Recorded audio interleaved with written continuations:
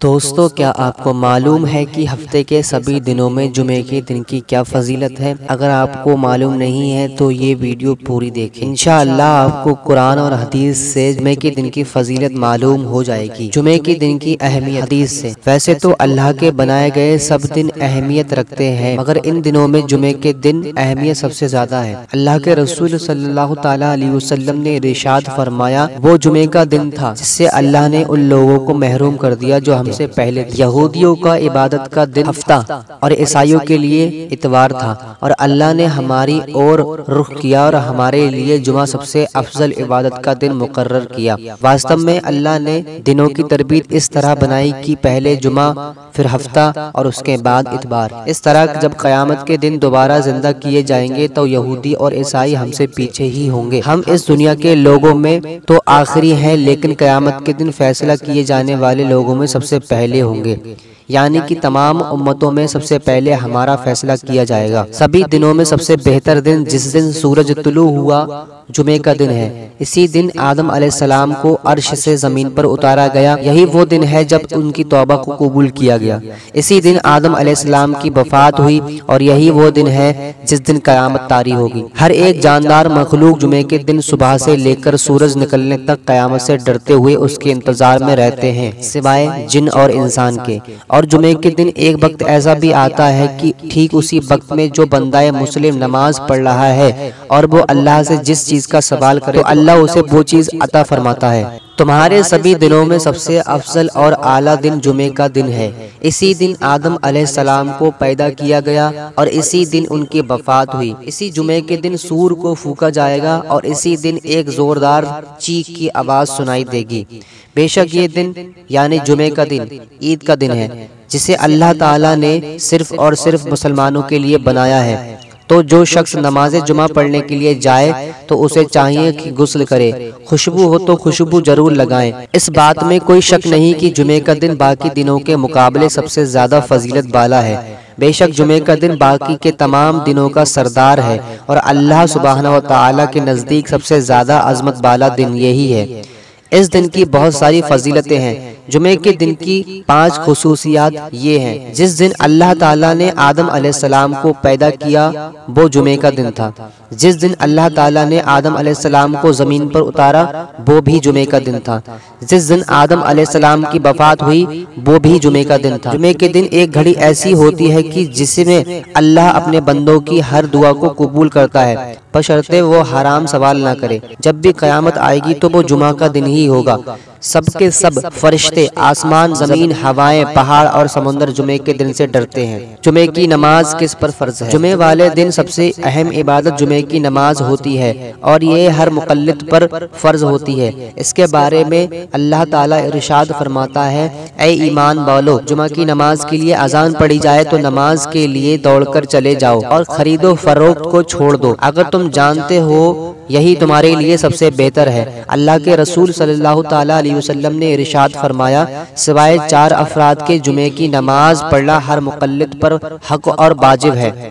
وہ 4 عقائد یہ ہیں: غلام، عورت، بچہ اور مریض۔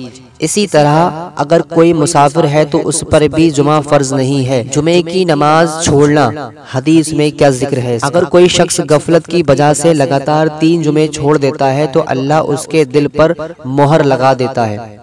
اور ایک حدیث میں یہ ہے کہ لوگوں کو چاہیے کہ وہ نماز جمعہ چھوڑنے سے باز آ جائیں، ورنہ اللہ تعالیٰ ان کے دلوں پر مہر لگا دے گا اور وہ غافلوں میں شامل ہو جائیں گے۔ آپ صلی اللہ تعالیٰ علیہ وسلم نے ارشاد فرمایا کہ میرا دل کرتا ہے کہ میں ایک آدمی کو یہ حکم دوں کہ وہ لوگوں کو نماز پڑھائے، پھر جو جمعہ کی نماز سے غافل رہتے ہیں میں ان لوگوں کو ان کے گھر سمیت آگ لگا دوں۔ اللہ کے رسول صلی اللہ تعالیٰ علیہ وسلم نے ارشاد فرمایا، جو شخص جمعہ کے دن غسل جنابت کی طرح غسل کرتا ہے پھر وہ نماز کے لیے مسجد جاتا ہے تو یہ ایسا ہے جیسے ایک اونٹ کی قربانی دی ہو۔ اللہ کے رسول صلی اللہ تعالیٰ علیہ وسلم نے ارشاد فرمایا، جب جمعے کا دن ہوتا ہے تب فرشتے مسجد کے دروازے پر کھڑے ہو جاتے ہیں اور مسجد میں آنے والوں کے نام ان کے آنے کے حساب سے باری باری تک لکھتے رہتے ہیں۔ پھر جب امام خطبہ کے لیے آتے ہیں تو فرشتے اپنی صحیفوں کو لپیٹ کر خطبے میں شامل ہوتے ہیں۔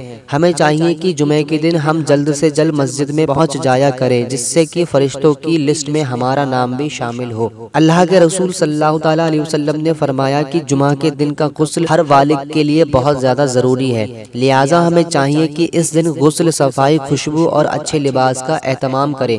اللہ کے رسول نے فرمایا، تم میں سے کوئی شخص جب جمعہ کی نماز کے لیے آنا چاہے تو اسے غسل کر لینا چاہیے۔